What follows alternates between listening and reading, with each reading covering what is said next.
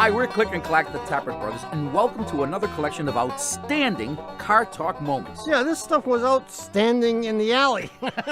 Right next to the dumpster, I think, before we rescued it. Yeah, that's right. This is actually a collection of great stories that we've told on the air over the years. Stories about, friends of ours, relatives, people we work with. Yeah, and some stories about the really awful things that we've done to each other. Yeah, I think mostly things that you've done to me, right? Yeah, right. Now, as we went through the archives to find these stories, we discovered that there were two primary reasons why they got told on the air. Yeah, one is that by sharing our own experience, we were better able to illustrate a point we were trying to make. And the other reason we'd launch into stories is that it helped distract listeners and stall for time, right? When we had no idea what we were talking about. That was the predominant reason. And it's always worked. Well, here's an example that's a little bit of both. We had a fellow call us wanting to know the best way to carry a mattress on top of his car. Yeah, he told us he had to drive the mattress way out to East Hungadunga.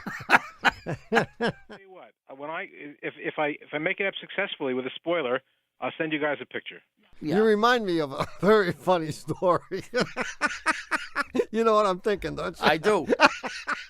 This friend of ours, he had an old car. It was one of those 80s big GM cars. And he worked late at night. One night he's driving by a construction site.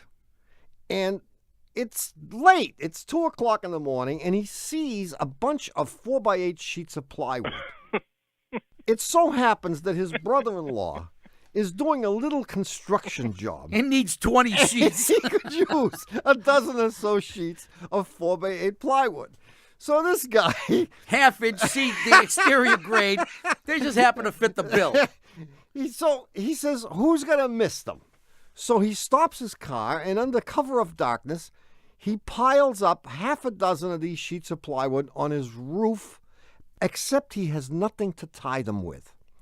So he says, if I drive really slowly, where are they going to go?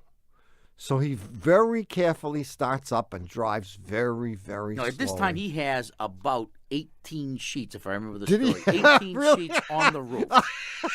18 sheets is a foot and a 18 half of sheets plywood. yeah. He says, oh boy, Well, the pep is going to love me. 18 sheets is 9 inches. It was just enough that he could reach up with his hand, thinking that holding these sheets is going to prevent them from going anywhere. Anyway, he's doing really well.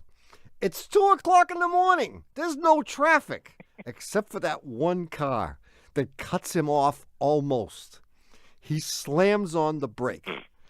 All 18 sheets of plywood come forward and rip off the entire front of his car, the hood, the grill, The headlights. the whole thing.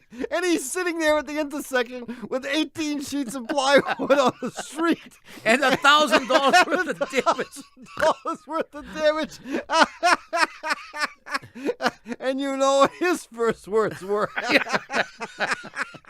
Oh, man. And now you can see how that story was actually somewhat helpful, and as a cautionary tale.